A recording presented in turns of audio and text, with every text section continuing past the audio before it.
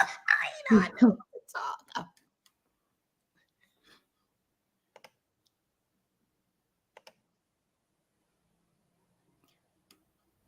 All right, going live.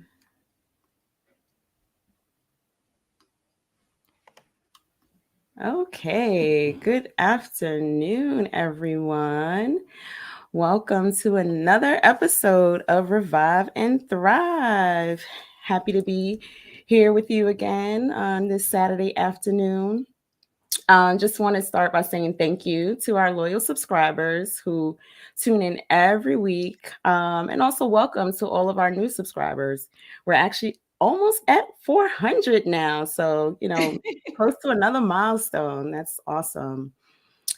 Just the housekeeping. Let's get that out of the way. We're streaming live on our personal and business Facebook pages, IG pages, as well as on YouTube. But as a reminder, we can only see your comments while we're streaming if you're on Facebook or YouTube. So if you want to join in on the conversation, hop on over to Facebook or YouTube. Otherwise, we'll check IG after the show and reply to any comments then. All right, let's get to introductions. I'm your co host, Tamika Elaine. And hi, everyone. Your co-host, KG. KG, what a week has been, right? Oh, It's like our calendar has been booked, to say the least, with folks yes. interested in our Glamascape offer. We're very excited about that and hoping to keep that Yes. momentum going. Yes, it Oh. is great. This week, as you see, we're going to be talking about finding your passion project. So hopefully you guys will find this engaging and informative.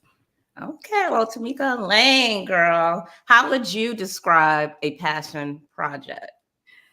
I would say a passion project is something that at its core, it brings you joy, right? It's something Mhm. that you're interested in, that you do regardless of whether you are going to earn any money for it.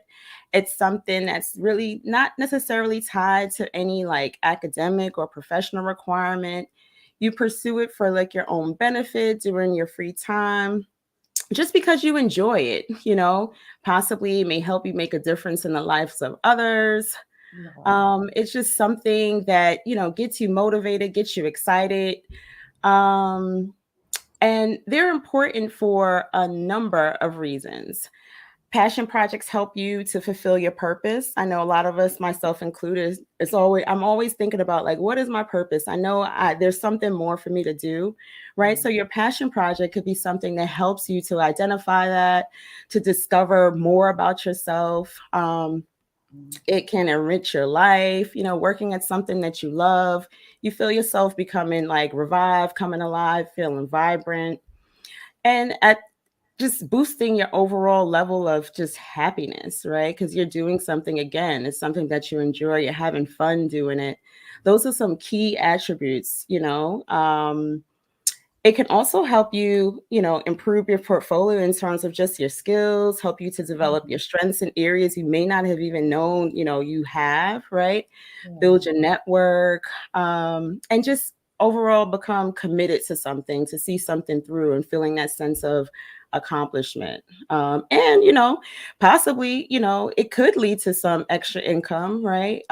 It could also You can also try to test a new career path by pursuing a passion project, right? It's a good way, like an entryway to try something new.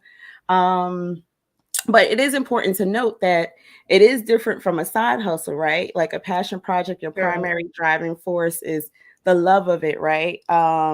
Whereas side hustles, you often are doing it, to get that extra income to supplement your profession. Though your passion project can turn into a side hustle, but it's not really the opposite. It doesn't necessarily hold true. Um, KG, have you also always known what your passion is, or did it's like one day you just woke up and was like, "This is it"? Like, what's that process? What was that process for you, if you've identified it? Yeah, I do have a few main passions, but no, I never always known. it's kind of funny. Circumstances in my life had to happen first for me to be like, oh, okay, this is something that I actually enjoy doing. So I'll just talk about, I have three main passions right now. So one actually is to build a school ultimately. Wow. And this school will be built for elementary all the way to the end of middle school. So it won't be a high school for particularly Black and brown kids that look like us. And the reason why I feel like this is necessary is because I have my own son. I mean, kids are great, but I never really, I don't want to say cared about children until I had my own, but it wasn't top of mind. Right. So seeing my son go through now, obviously he's in school, he's 8, he'll be 9 this year. And I'm seeing all the, transitions he's been through schooling, and I'm seeing the gaps. And so I always try to, enrich him and fill those gaps. So I would love to build a school for kids that really, of course, centers around all of the key things, STEM, math, reading, but in addition to self-esteem, self-awareness, entrepreneurship, investing, how to budget. These are some skills that is necessary, I believe, and it should be instilled in children rather early. So I've done that. I talk to my kid about self-esteem, loving himself, loving his skin, loving his hair, loving everything about him, understand he could do anything he put his mind to. And he actually believes it. The whole entrepreneurship. And it's funny because, I talked to you about it, Tamika Elaine. Yeah. He is so, into our endeavors, So right? cute. I love it. He's like our little ambassador. Yes. He comes up with all these ideas. He wants us to branch into selling different products, and he has a whole list of ideas. He's also embarked in telling people at his school about Fly High, building his own, writing his own flyers. He's given it to several women that are, I don't know, like teacher aides or whatever. He's built a relationship with. I mean, teachers have come out when I pick them up and say, "Hi, Caden's mom. I got the flyer." I'm like, "Oh, thank you." So my son is already thinking about entrepreneurship and, business. And so I think having a school for kids to have that way of thinking early would be so beneficial. And I want to give an ode to my dad because if it wasn't for him, I would name the school after him. Because if it wasn't for, most definitely, because I hope I don't get emotional. I am a Cancer. But, I think about my dad and how he, really pressed upon me growing up, the empower education. And I think about some of my other family members, my cousins, and even some of my friends who were inspired by my dad. Like there are doctors, there are heads of nursing, because they all say it's my dad that really put it into them what education is about. Even my friends, like my closest friend, now she's really strict with her own children because her parents weren't strict with education growing up, but she kind of got it from being around me. We hated it growing up. I didn't appreciate it. The long talks from my dad and education. He's so strict and I couldn't stand it. But now I can really see it. And I put that in my son. And anyway, so the whole school thing, and I just think it will be a value add to children. So that's one passion. I'll probably do that once I become wealthy. Another. Look, I would love to see that come into Girl, reality. I really, I'll be investing. Okay, see, anybody else out there that want to invest, other techniques, I would come after you. But so I would do that. And another passion is fitness. So I have to admit the story, like when I turned 40, not when I turned, while I was 40, I think I was turning 41 that year, but I was still 40. That's when I actually got into like seriously about my fitness and my health. And I have to admit, it was, I'm almost embarrassed to say, it's partly due to an ex that I was dating at the time, who was very fit, who was into professional sports. Well, no, I don't know, like semi-professional, sports, but also other things. But he was very fit, and we broke up. But he said something to me that triggered me, like, "Oh, you will never get," because I used to go to the gym with him, and at the time I was at least, I would say 40 pounds more than what I was, 30 to 50 pound range more than what I was today. And I used to work out with him. I didn't even know how to squat. I admit he taught me these things. And then when we broke up, he's like, "Oh, you'll never lose weight without me." I was like, "Oh, okay." Really? Okay. He's like, "Oh, you're not gonna achieve no goals." And I really no other. Oh, he put the fire under me. I mean, I will never forget from that. I think it was like January, February, we broke up, all the way to that May. Man, I kept going into different competitions. I won a competition, got money from all the weight I lost, honey. And another competition, I came in second.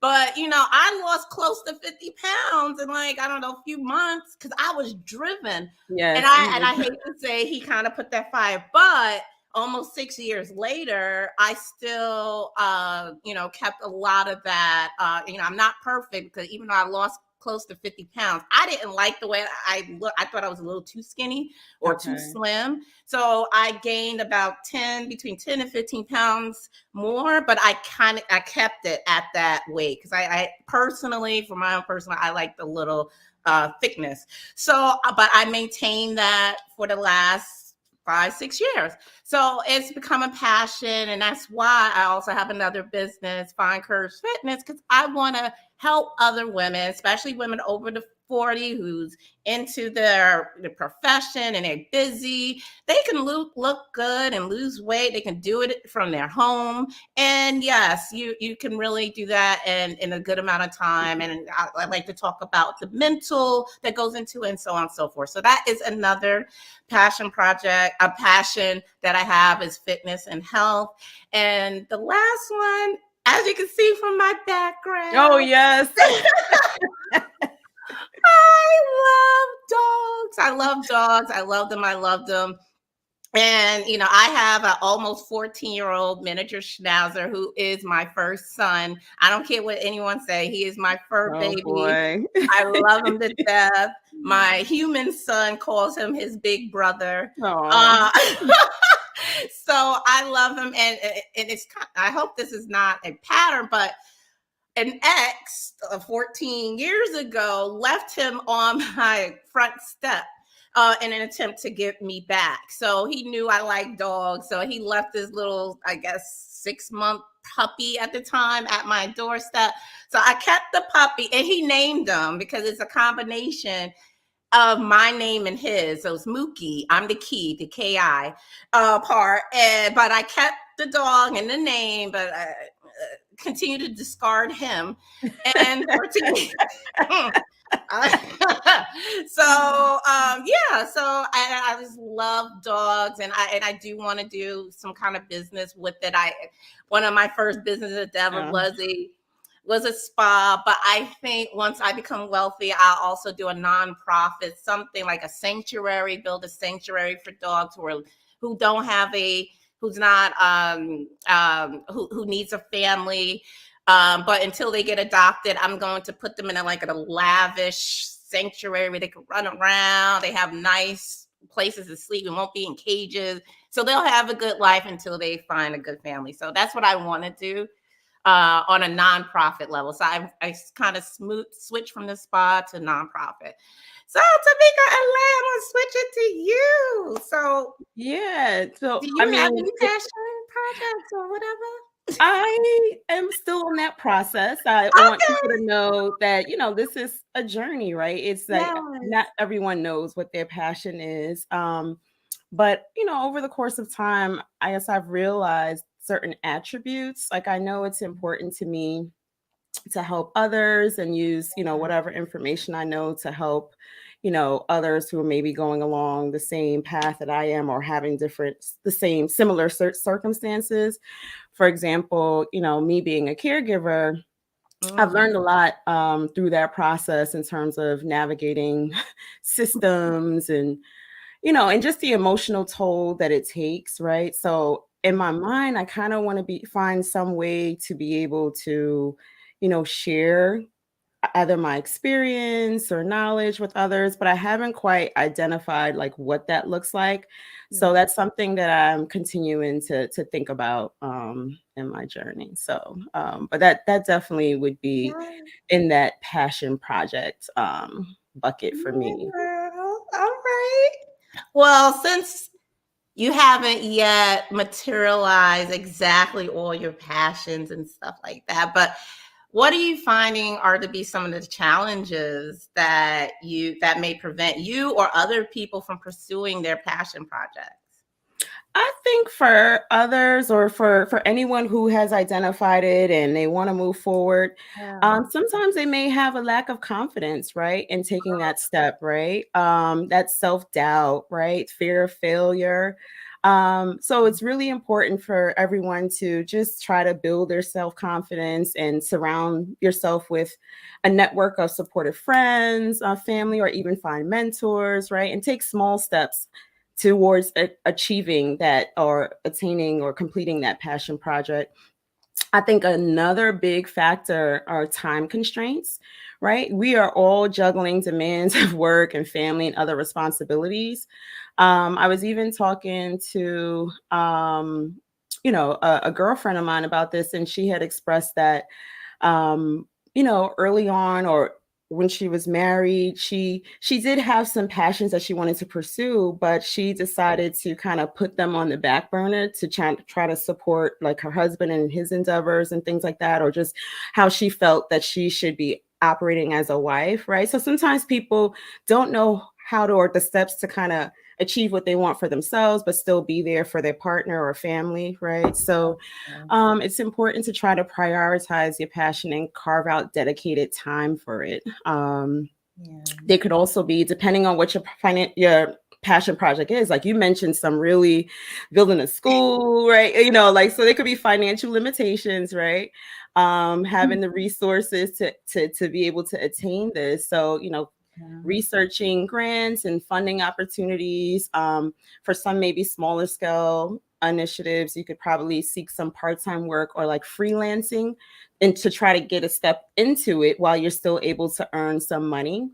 um there could also be fear of judgment, right? And trying to overcome that, you have to shift your mindset and recognize that you're doing this for you, nobody else, right? It's about fulfilling your own happiness rather than validation from other people.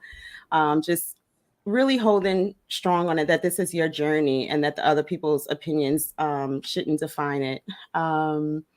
And balancing your passion with just, is it really practical, right? Are Yeah. you still going to be able to maintain whatever obligations you have? So finding that middle ground. I think a strategy for that is trying to integrate it into your current lifestyle style. So just thinking about like where the lines kind of overlap would probably be helpful in navigating that. But ultimately, just to keep in mind that it may not be easy, but if it's something that brings you this true happiness, that it's going to be rewarding, right? So that happiness, that joy, that's immeasurable. So just to keep trying to move forward. Yeah. Yeah. Well, I will add, I think Mhm.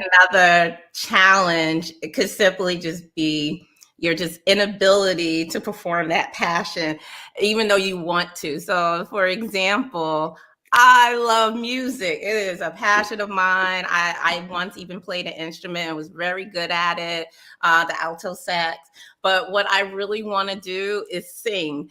And I always daydream of me being an entertainer, and I know I would have gave Beyonce and Run for Her Money, honey, on that stage. But I don't sound good singing, unfortunately. So it's still a passion singing, but I think I could be a little bit tone deaf. So maybe something wrong with my ears. So what I'm going to do to try to overcome the challenge is go get my ears checked, and maybe something could be fixed, and Oh my then goodness. and maybe get a singing lesson in.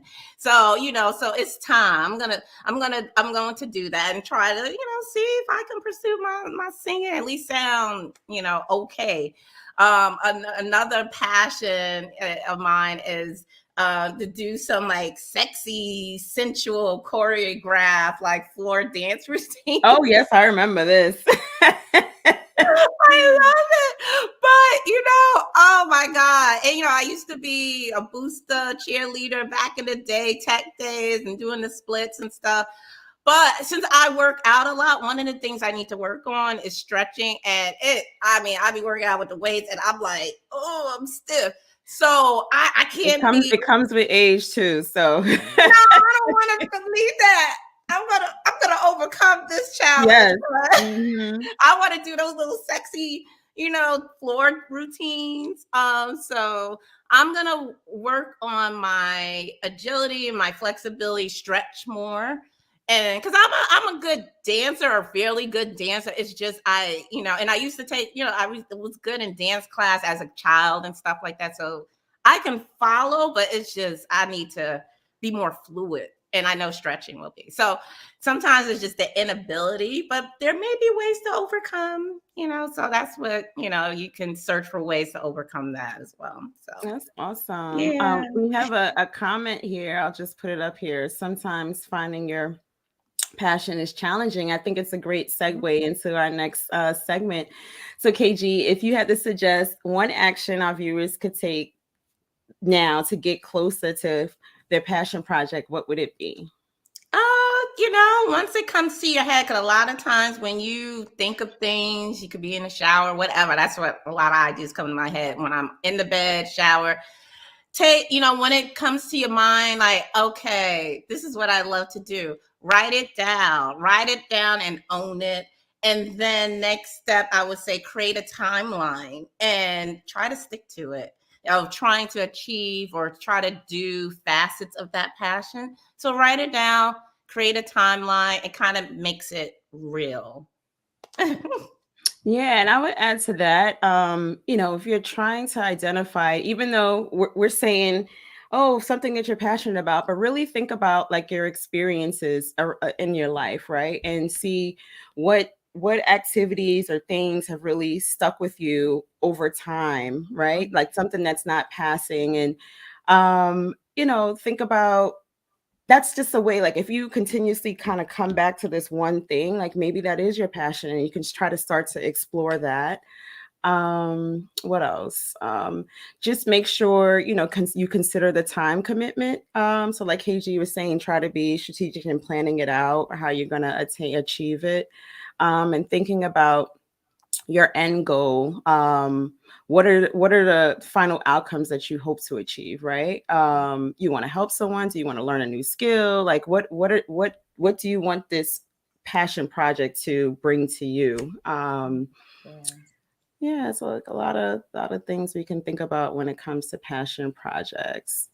All righty. I mean, I'm hoping that I can get a little closer to what my passion project is over, the next year or so, because I do just often consistently come back to that I want to do something more fulfilling. And I don't know whether that's in the course of a job, maybe not, or this passion projects, right? But I know I constantly, that's just something that's just within me that I just keep longing for. Like I just want to do something more.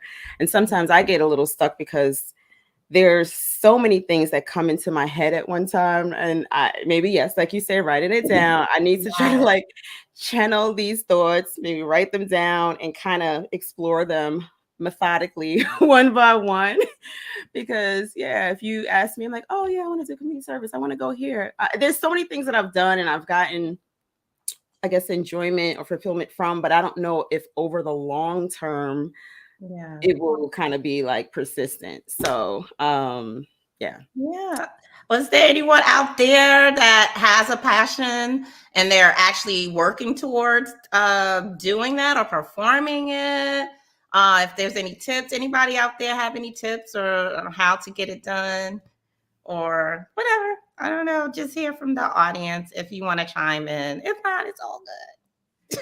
Yeah, I'm looking at Instagram and Miss Gapster said, oh, this Oh, so she was just commenting on some of the challenges. I had a mentor say failure is inevitable. Do your best to fail small, fail early, and have great planning and resources for fixes.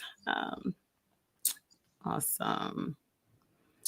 Well, I think that is the end of our show today. yeah. Hopefully, we've given you some good tips on finding your passion projects. If any of this resonated with you, definitely let us know. Drop us some feedback along the way, your journey. Let us know if you discover what your passion project is. I'll definitely be sure to, follow up if something hits me or I really identify what it is for me. Yeah, Casey, girl. you got like a ton of them. I'm like, I'm trying to find what is one thing.